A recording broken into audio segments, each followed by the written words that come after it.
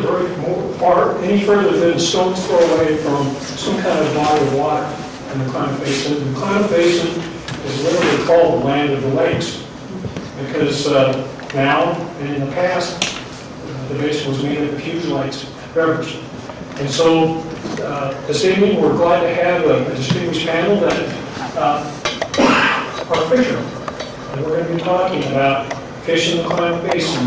And not just the Klamath Basin above Keno, but the Klamath Basin from the very top, Nancy Mountain, and out into the Pacific Ocean, because that is the impact the fisheries in the water have on the Klamath Basin. Chip Massey, it's all yours. Thank you very much. Thanks, Steve. Welcome, everybody. Thanks for coming this evening. I think this is going to be a pretty dynamic discussion tonight. I think you'll learn something, and I think hopefully all of you will have very good questions. My job really is to help moderate the panel discussion. Okay, inversely, I'm going to introduce the panel tonight, and then we will start with our first presentation. Number 4 tonight, our finale tonight, is Don Jimfrey. Don is currently Vice Chairman of the Klamath Tribes. He lives on the Sprague River, east of Chilcoin, Oregon. As a Klamath tribal hunter and fisherman, he's very knowledgeable of the fish and wildlife resources throughout the former Klamath Reservation area. Early in his career, Don worked for the U.S. Forest Service on the Chimalt and Chilcoin Ranger districts of the Fremont-Wainema National Forest. In 1983, the Klamath Tribes Natural Resources Department hired him as a field technician, where he performed big game herd composition, population trend, and habitat surveys, fish surveys, flow measurements, water sampling, coordinated stream and forest restoration projects, and was a tribal representative on the U.S. Forest Service project planning interdisciplinary teams. Thanks for giving me all of that. Don served in the Klamath Tribes Natural Resource Department for 25 years before becoming vice chairman there, and currently serves as a member of the Klamath Tribes negotiation team to promote implementation of the Klamath Basin Restoration Agreement. Our third speaker this evening is David Betts. David is a fisherman. He has a teaching credential from Humboldt State, and I'm not sure if he's even using that, except maybe periodically as a substitute teacher guy. He's a self-employed fisherman since 1980. He's a member of the Humboldt Fishermen's Marketing Association and secretary of that organization currently. He's also served as president and vice president in the past. Pacific Coast, he's a member of the Pacific Coast Federation of Fishermen's Association from 1984 and a member of the North Coast Environmental Center from 1997. Currently, he's also a California Troll member of the Klamath Fisheries Management Council and a California Troll member of the Klamath River Task Force. Our second speaker tonight will be Ron Reed. He is a Kuruk tribal member, a traditional dip net fisherman at Ishi-Pishi Falls, and he's employed by the Kuruk tribe as a cultural biologist. Belongs to a medicine family that was inherent indigenous responsibilities associated with the world renewal ceremonies in the mid-Klamath River. He's a tireless advocate in protecting, maintaining, and enhancing cultural life pathways in regards to traditional food and regalia species and natural resource management. And then our first speaker this evening, and we'll turn the mic over to him in just a moment, is Mike Beagle. Mike is the Sportsman's Conservation Project Pacific Northwest Field Director. Love these titles. Grew up hunting and fishing and backpacking in the South Cascades of Oregon and earned his bachelor's degree in history at Southern Oregon State College. He graduated from the U.S. Army Officer Candidate School and the Airborne course at Fort Benning, Georgia, before serving as a field artillery officer in the 19th Infantry Division. He later taught history and coached football and baseball in Oregon high schools for 15 years and received his MA in history and government from the University of Portland. Mike loves to visit the backcountry at every opportunity with his 2 children. He's currently serving now, I want to make sure I get this right, also as the field coordinator for Trout Unlimited. Mike, please, it's all yours.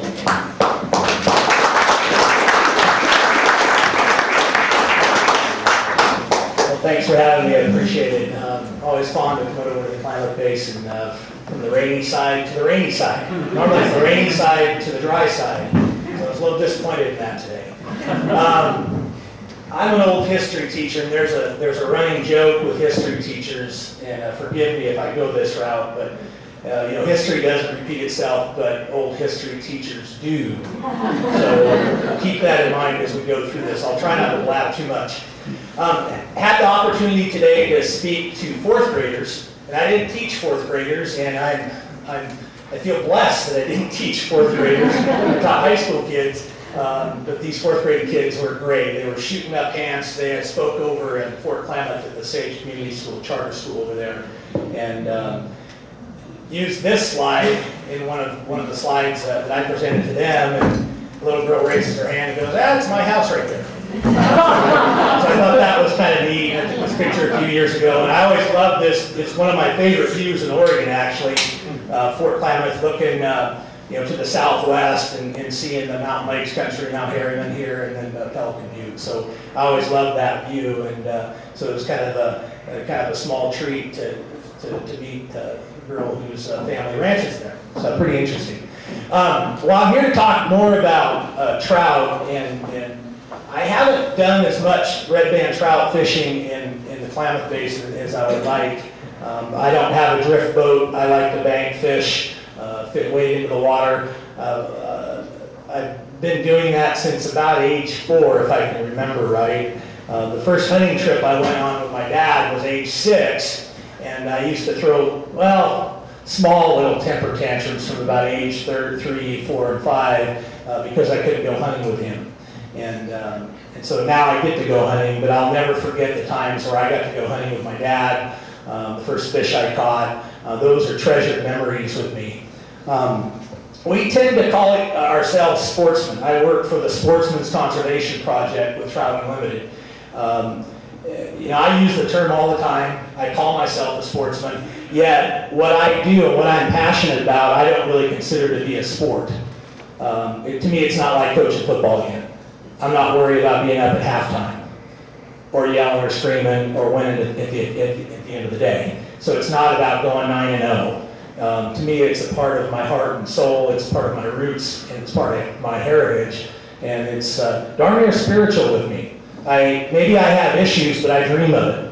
I dream of it. If I'm caught in traffic on Highway 62 near Costco, I'm definitely thinking about hunting and fishing and getting away from it all. So that's kind of my background a little bit from that perspective. So looking at this red band trout, we'll show you a couple pictures here, red bands from the internet, from a couple of guides over here in the basin. But this is the native range. I don't know about if you go up and down the east face of the Cascades, how healthy those streams are anymore in terms of having big red band trout. But this is a coveted species, not just for folks that maybe live here, but folks from throughout North America. There's people that come from all over to fish for Klamath Basin red bands. And you can kind of see why. So, next one. So the red band trout is it's a fish that's pretty adaptive to its local environment. Whether it's out on the Steens, several hours east of here, Central Oregon, the Deschutes system, the Ochocos, or the Klamath Basin. Now the Klamath Basin, of course, has this monster fish that it looks it's as big as a steelhead, and sometimes bigger. But it's a fish that can handle high temperatures, although not too high. They need healthy habitat as well.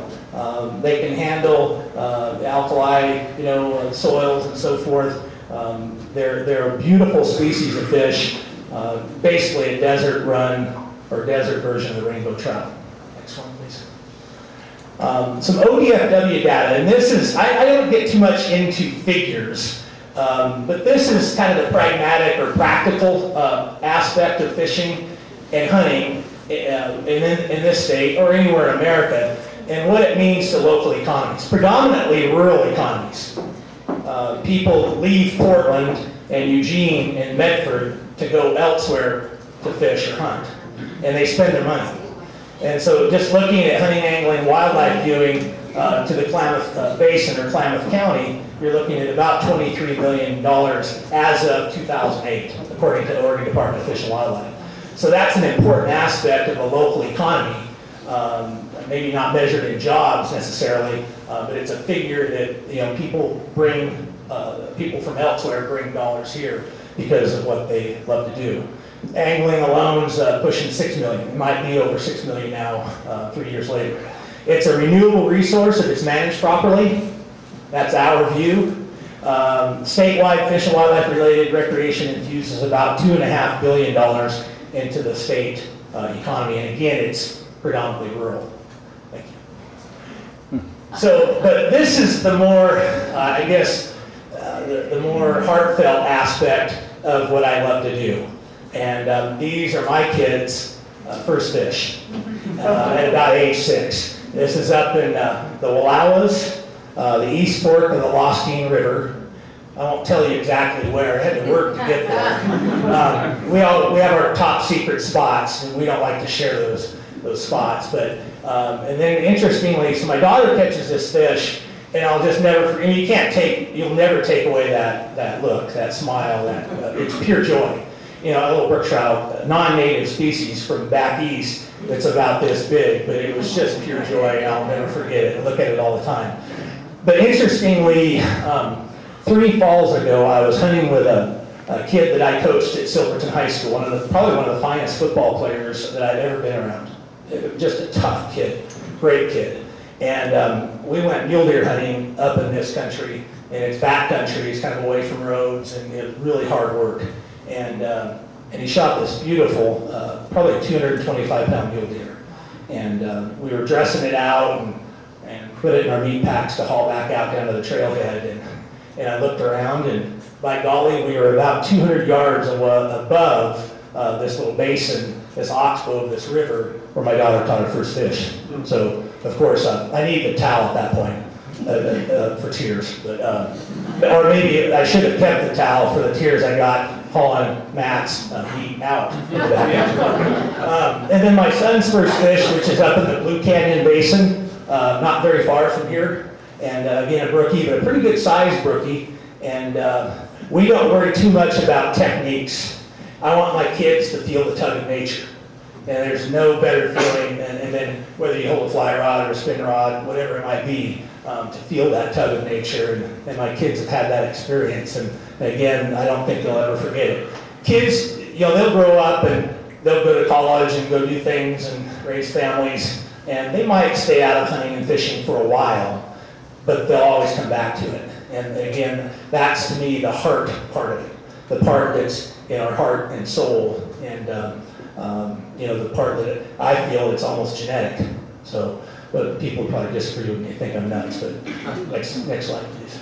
So, just from again using the sporting heritage aspect, but you can't measure the importance of heritage and family values that hunting and fishing bring to our families, whether it's in Oregon or Nevada or Idaho, wherever it might be. You can't put a dollar figure on it. It's just it's so important to us. It gets our children out of the living room and away from all the techno goodies that I really can't even pronounce. And you look at kids nowadays, and maybe I date myself and I'm sounding like an old timer, which when I was teaching, all my students thought I was an old timer, no matter how old I was. But you look at what kids are into nowadays, and it's not necessarily the great outdoors, and it's the living room plugged in to something. And so getting them outside, it's healthy for exercise, fresh air.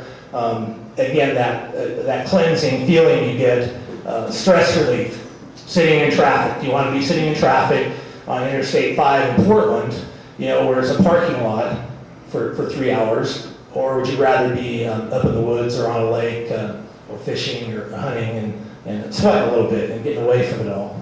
So this is a part that's really exciting for me.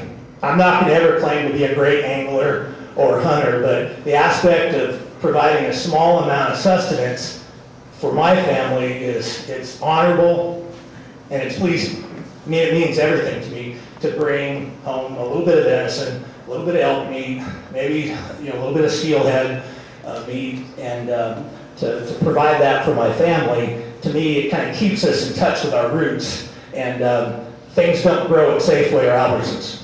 There's a lot of people out there that don't have that connection to the land that don't even think about it. So, Oregon, pushing 4 million people now, our nation, 300 million. We're 300,000 people between Jackson County, where I live, and Josephine County. And we don't tend to be getting very smaller, you know, on a daily basis. So that's, again, something to consider. So when we look at restoration, conserving, restoring habitat, for us, for me as a dad, it's my duty to do that. Whether I work for Trout Unlimited or I go back to teaching, coaching, etc., keeping habitat intact and healthy, restoring habitat, it maintains the hunting and angling heritage that we share. Habitat restoration in the Klamath Basin will undoubtedly, in my mind, have a significant increased ripple effect on the Klamath County economy. And so there's great potential here. It's good, but it can be better, just like anything. Just like a kid form tackling at the start of the season. He better be getting better by the end of the season, so that's important. So this is my friend Jeff. I'm going to fish with him in a couple weeks. He's a teacher and coach up in the Willamette Valley, and I don't know what this 0 stands for on his hat, but I'm going to have to talk with him about that here in a couple weeks. So next slide, please. This is Ike. This is my son, Steen. Ike was 15 and a half. I lost him 2 weeks ago today. And a natural waterfowl retriever. A wonderful dog, a friend, and loyal and unconditionally loves you. You know, just a wonderful dog to be around. And then today, this morning, I lost our 12-and-a-half-year-old Golden, so I think she was heartbroken. And people say, oh, that doesn't happen. Dogs can't feel like that. They're not like people. But I think they are. They have a spirit. So the great outdoors is all about family. With my son, my dogs, my daughter, it's all about family. And so there's Rose. She passed away this morning. Ike, this is up in the Thielsen country. My daughter in Idaho, grouse hunting. You know, you go grouse hunting in the South Cascades of Oregon, and you never see a grouse. You go deer hunting, and you get the daylight scared out of you about every half an hour from grouse flying. And so I did the High Cascade hunt in September one year and got about a foot of snow here in September north of Mount McLaughlin, and then I didn't see any bucks, and of course, and then I got scared numerous times by blue grouse. And of course, I go up there a few weeks later and there's nothing. So, but I got to be out with my dogs and my kids, and that's the most important thing to me. So, next one. And just to finish and conclude, in terms of restoration, what the Klamath system might be capable of. This is an interesting article written by 3 U.S. Fish and Wildlife Service fish biologists and the BLM fish biologist, written back in 2005. I'd be happy, it's about 12 pages long, and I'd be happy to email it to anybody that shoots me an email there. So, thank you.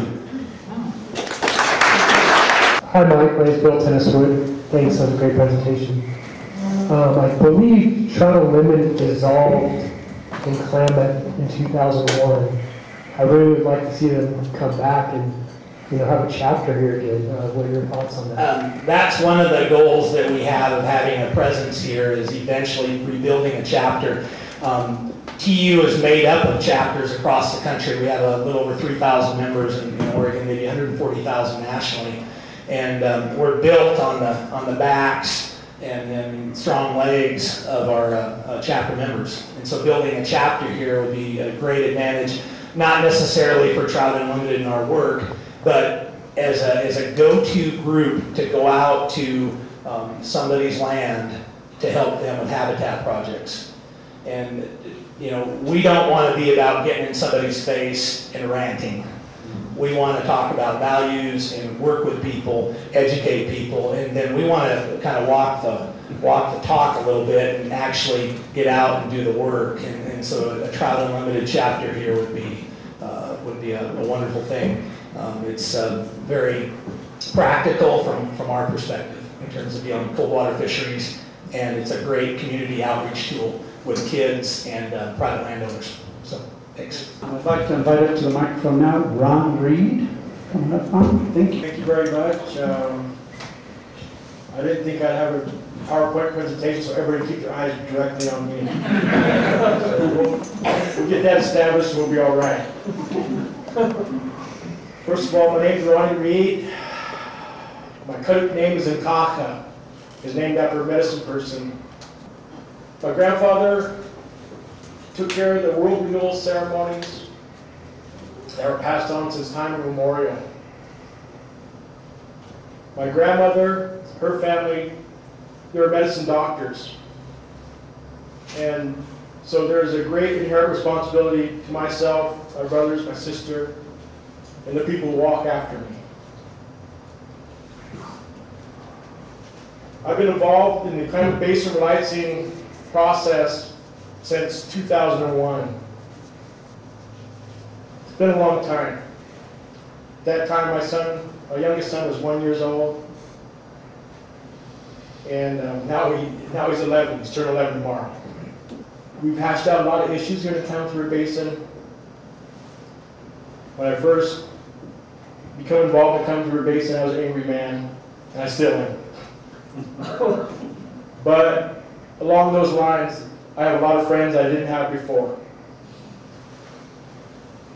I'm an angry man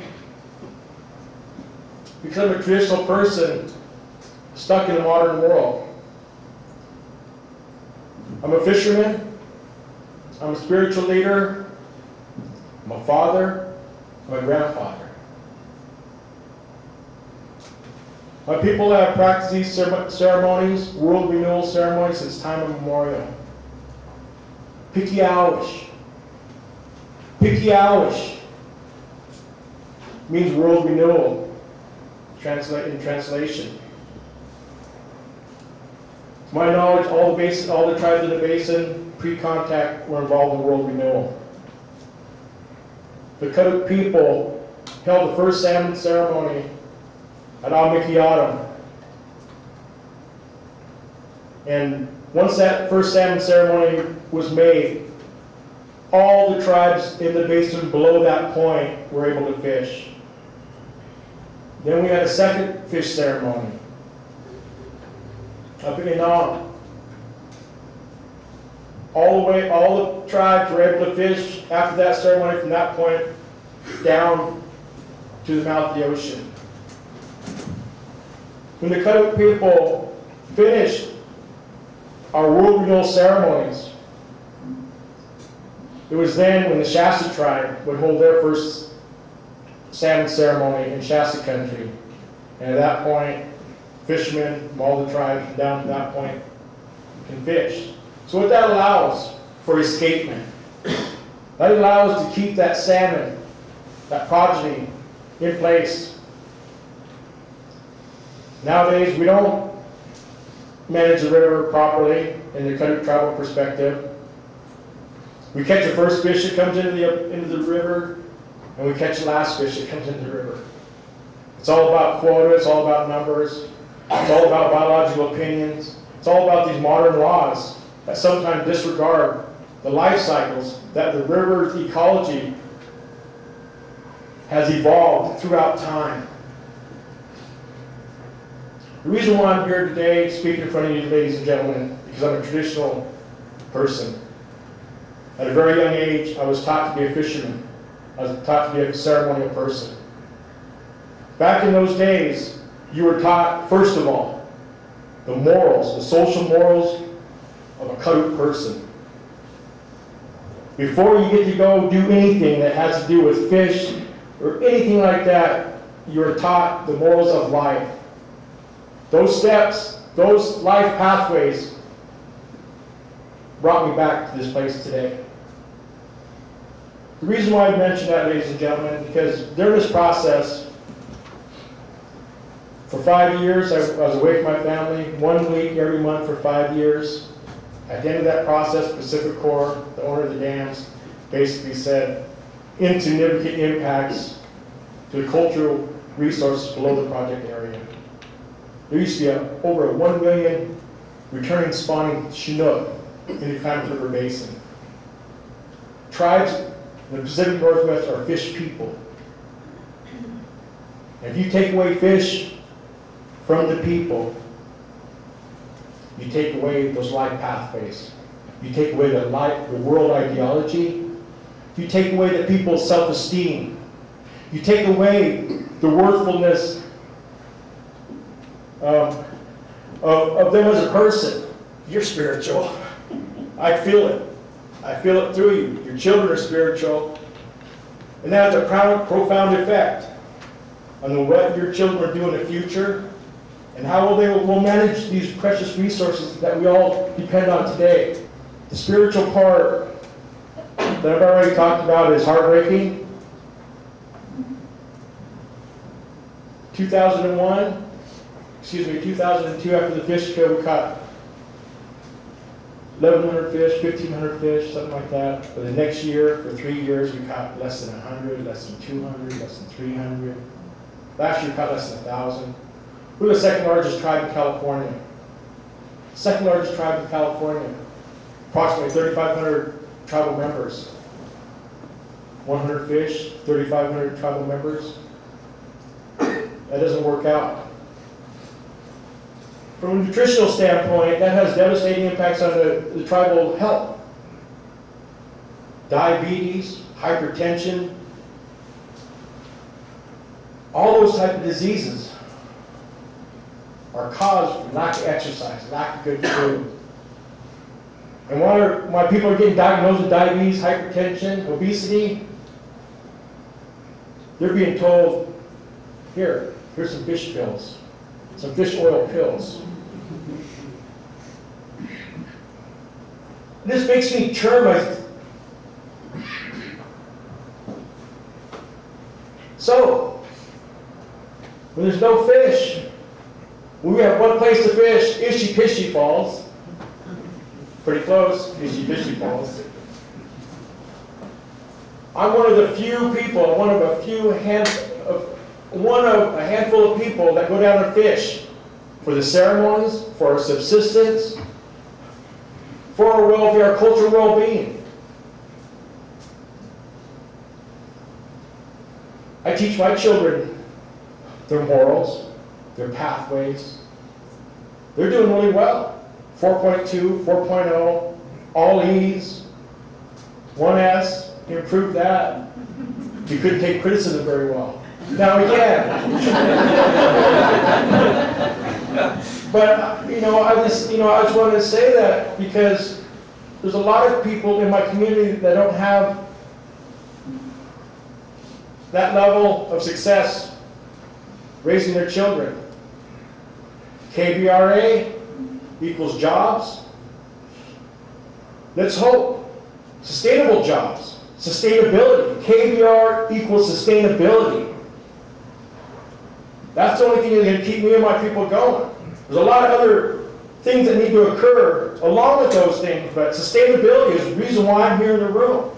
The reason why I become very dear friends with the people that I didn't like very much when I first entered the room, my first meeting. But because we threw everything out on the table in the Chadwick session, to let everybody know how painful that was. Okay, everybody, group hug, group hug. That's crazy. We went through a lot of that stuff. We went through a lot of that stuff. It was crazy stuff, but at the end of the day, it allowed us to realize it wasn't anything personal, Steve.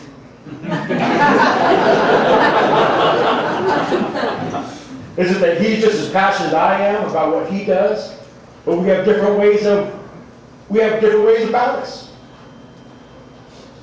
I'm just as passionate as anybody in this room. But the problem I have is I don't have the economical numbers. I have the social numbers that tell me how many of our people are, diabetes and things like that. So, in a way, we're not talking about economical bankruptcy. On the river where I'm at, there's a level of social bankruptcy. I'm on part-time right now as I speak. The reason why I'm up here today, because that was part of my job. If I didn't have to do that for my job, I probably wouldn't be here right now. I've already talked, I've said this, I've done it. I'll say it, I'll do it again. I'm here for my family, ladies and gentlemen. KBRA has to work. The great Creator put all of us here. In those world renewal ceremonies, I was a medicine man years ago. I was taught the intricacies of that religion. The basics of that religion is this. Our religion is based on diversity. Our religion is based on harmony. Our religion is based on you, everybody around the table. Everybody has a right to these resources, but they also have a responsibility. You do not impact the person next door. Back in the day, you mess with a man's fishery or a family's fishery, a family's eatery or something like that, Indian law, you can take life. So we took our medicine seriously. And those are the things that are not relevant in our people today downriver. I'm on the verge of disappearing from that category I just mentioned. Being able to raise my children in a really fantastic way that allows for them to grow and prosper. But I'm not giving up. I will always be here. The impacts throughout time that my people have endured, the gold rush, the Forest Service not allowing to manage our resources, boarding school, the military, has stripped us of our spiritual identity. Our spiritual connection, the great Creator, through the human being, to Mother Earth, has been stripped. The biggest law in country when it comes to natural resource management is you are supposed to enhance the resource before you harvest it.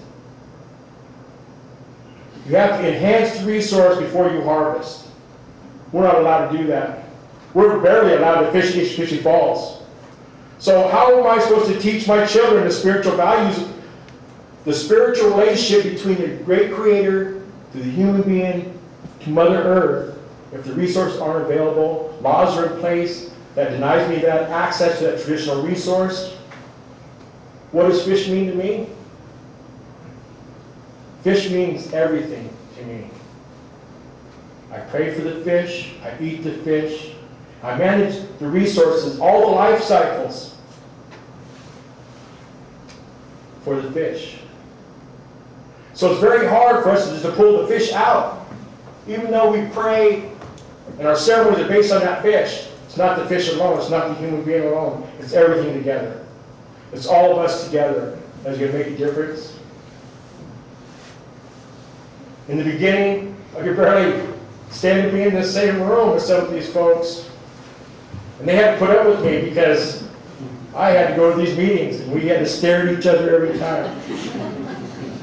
So I was delighted to accept this invitation tonight, ladies and gentlemen, because I truly have found some friends. I truly found out that it isn't a personal thing. I truly found out that I can still carry on our cultural pathways through this process.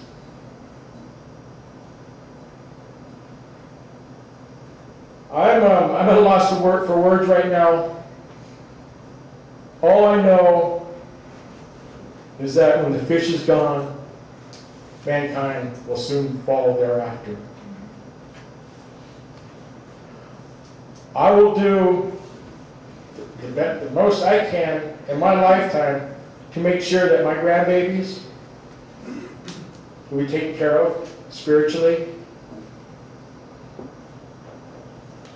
I will make sure that the great Creator will see that somebody still believes, somebody still prays, and that somebody still believes in the way of all people, of all resources, to make a difference. I just want to thank you very much for this opportunity, and I'm sure there's plenty that are left out. 5 hours up here, I have plenty to say. But I just want to thank you, Steve, Becky, and Jeff for having me. It's been a long ride. It's been a bumpy ride. I'm not willing to get off just yet. And I think we can take this the right way. I think KBRA is the way. It's the only way. When I first started doing this thing back in 2001, there's no way on this earth those dams are going to come out. But when we came to the table, everybody put their issues on the table, and I don't think there's any way they're not going to come out. Thank you.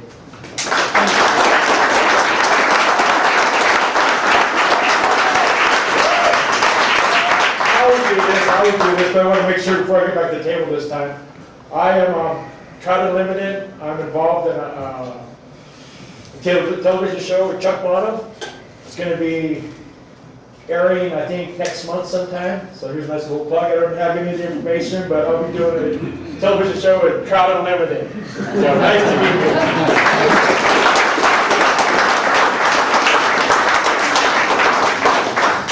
Thank you, Ron. Yes. Excuse me, urgent question. Yes, Ron, this is entirely serious. I don't want to make a mistake. I've heard your people's name pronounced Karuk and Karuk. Thank you.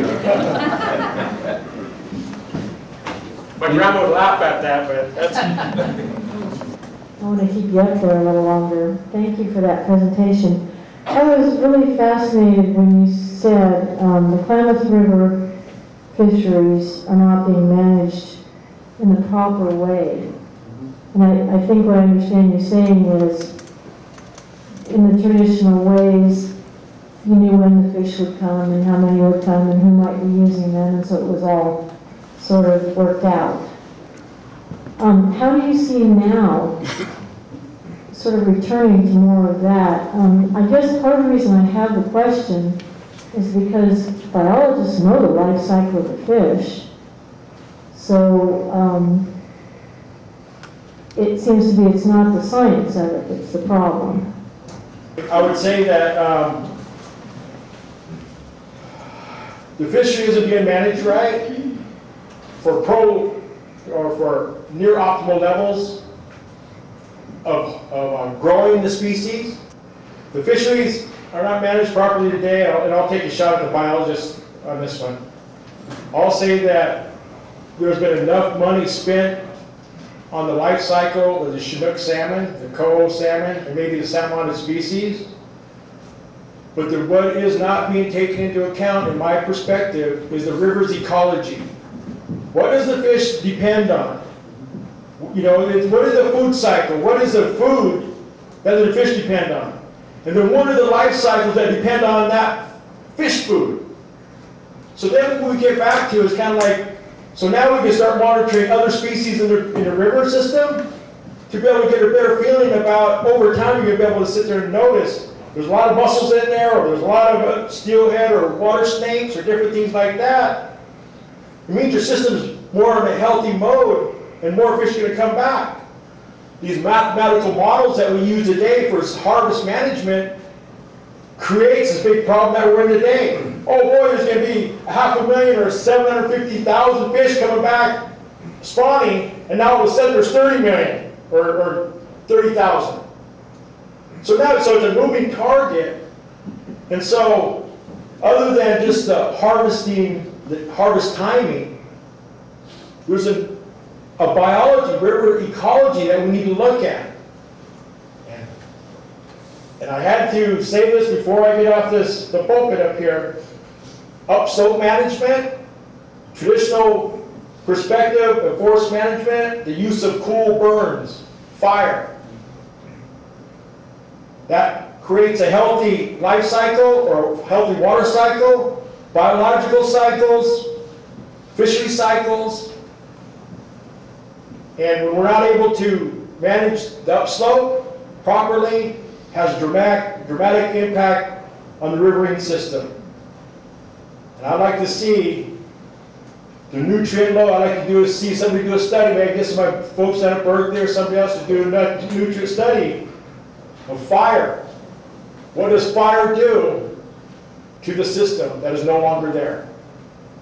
So I'm working daily on that. Maybe at some point we'll go and talk about that. But thank you. Thanks, long-winded.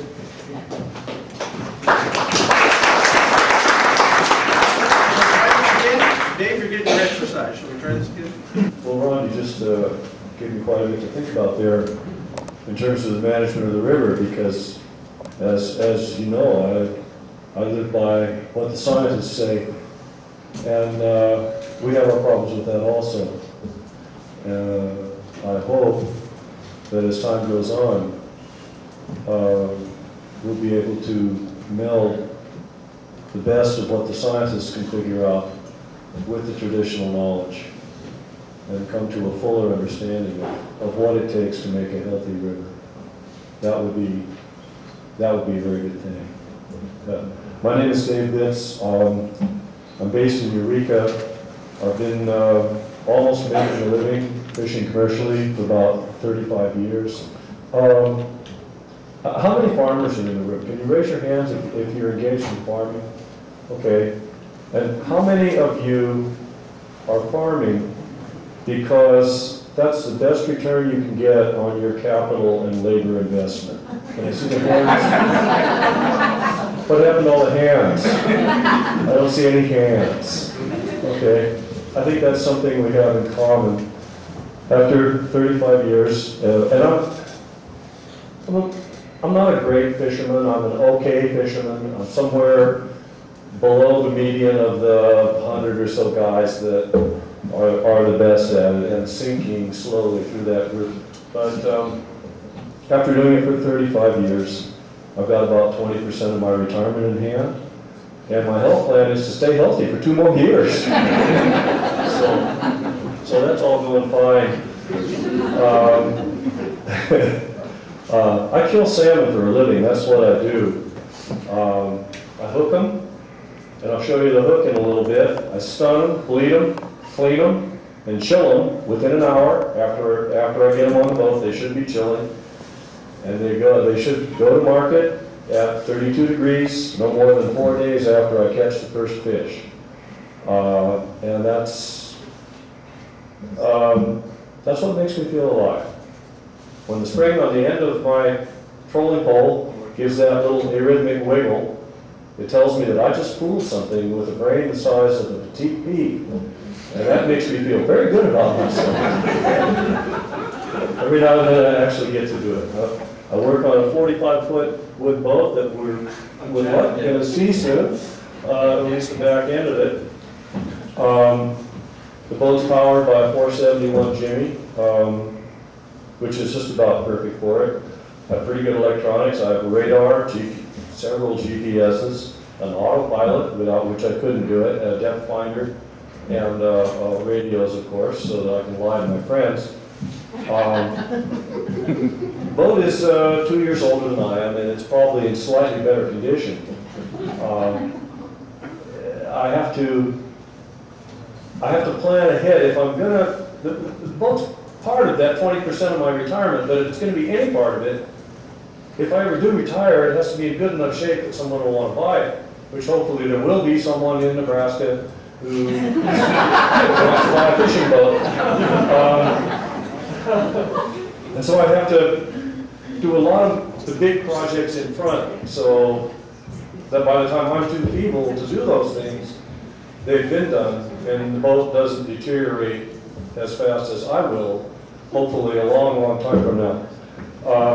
Anyways, the gear we use, and I'm going to show you the gear. Well, here they have it, rain and wind and fire. Rain is best, the fire's chosen, they call the wind Mariah,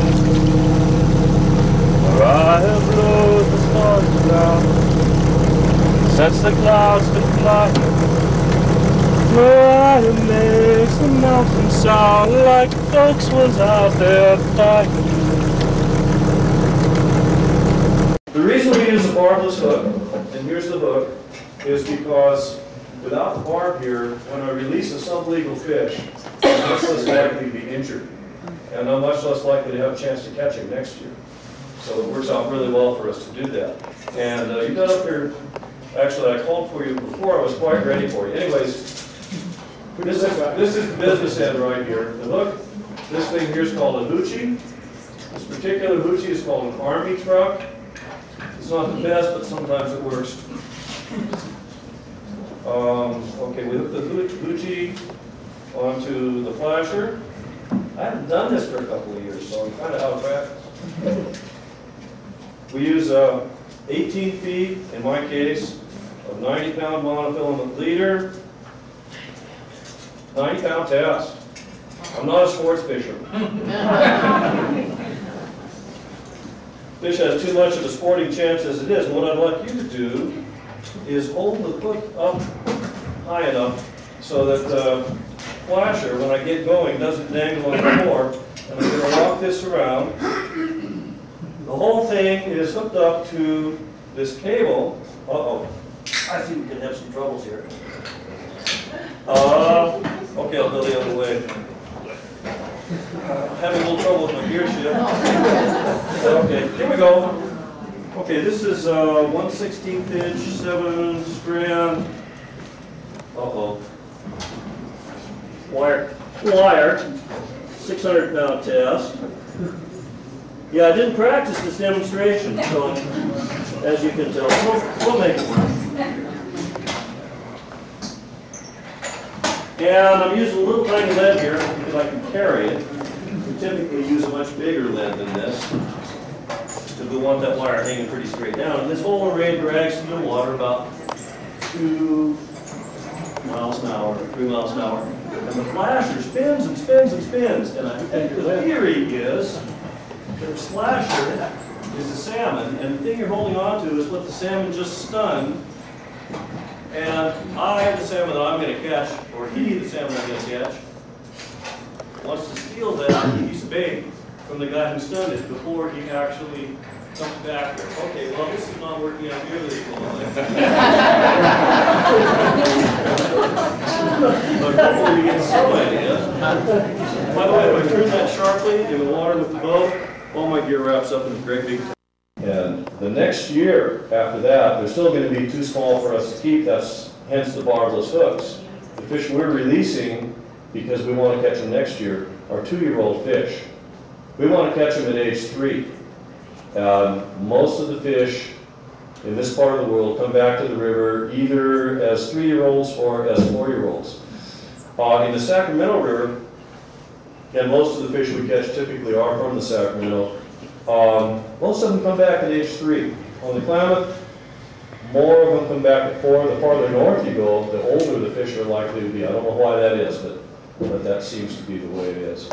But it's really easy to get confused about the brood years and following them through time. If you're looking at, for example, if you're looking at the effect of the parasite C. shasta on Klamath River fish, and you're trying to, and if you're an ocean fisherman, you're trying to figure out, okay, they got hit really hard by the bug this year. Which year is that going to hurt us? You have to think about it because it's going to be 2 years out that you're not going to see a lot of Klamath fish because C. shasta hit them really hard that spring. Or conversely, last year when there was a lot of spring rains, and this year apparently when your rain looked kind of funny when it came in the building. It didn't look quite like rain to me, but hopefully there will be enough of this that they will escape the bug this year. And let's see, 2010 brood year, out migrating in 11. Hopefully in 2013 we'll have a lot of Klamath fish in the ocean and coming back to the rivers that year and the next year. I'll talk a little bit about the management that Ron doesn't like, and I'm glad we have management, and I'm glad that we are fumbling best to make sure that there are enough left for the next generation. On the Klamath, we're all fishing parties, ocean fishermen, sports, tribal fishermen are all in total required to fish so that there's at least 35,000 natural spawners predicted to come back and spawn in gravel. And however many hatchery fish go along with that. That's the standard we're held to. And for us in the ocean, that and some other things mean that Klamath fish are, that we catch all, we can't tell what river the fish came from. You catch a fish, you don't know if it came from the Sacramento, or the Klamath, or Rogue, or, boy, if it's got white flesh, it came from the Fraser River in Canada, and do not sell that fish, it is too good to sell. Oh, my goodness, anyways, that's the one you can tell where they came from. But otherwise, we can't tell.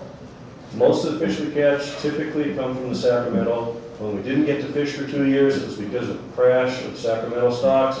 They're predicted to be fairly abundant again this year. We're looking forward to the best season we will have had in 5 or 6 years.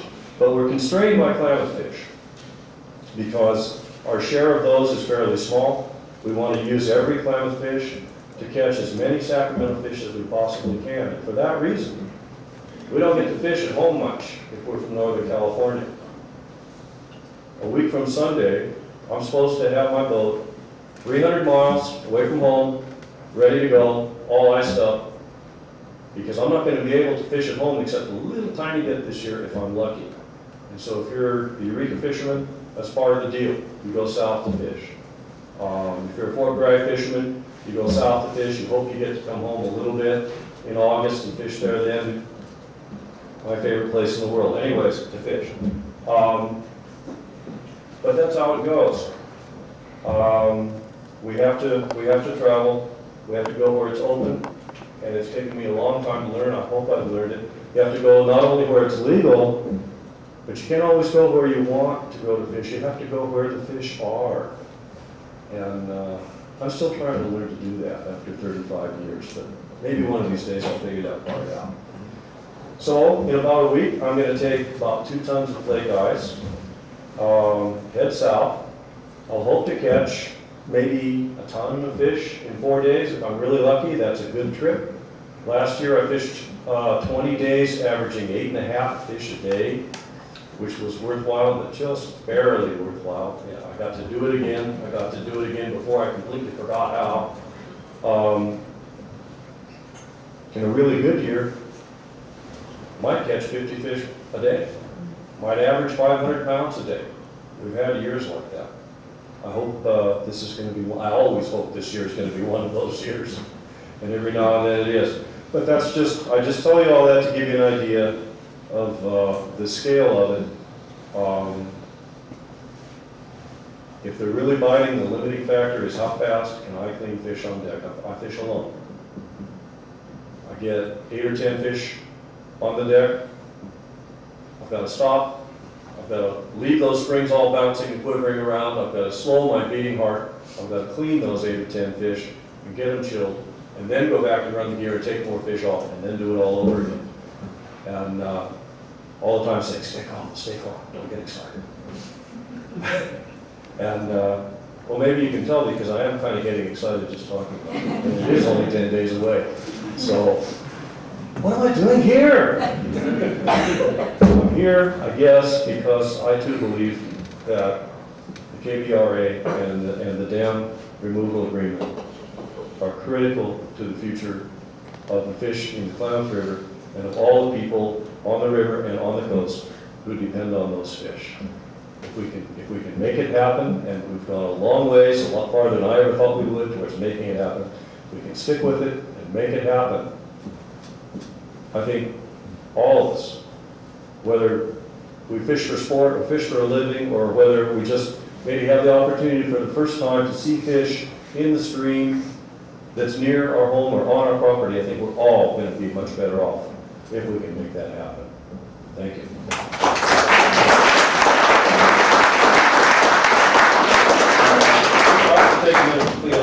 You've got, are there any questions for David? Compared to now, let's say 20 years ago, how many fishermen are out there fishing? How many fishermen do you think would be fishing this year as opposed to say 10 or 15, 20 years ago? Thank you, that's an excellent question, I meant to cover that. The last time we had significant fishing, which was about 5 years ago now, there was about 1 in 5 from what there was 20, 25 years ago. And that's true both in California and in Oregon. There's about 20% left of the number of boats that used to do it.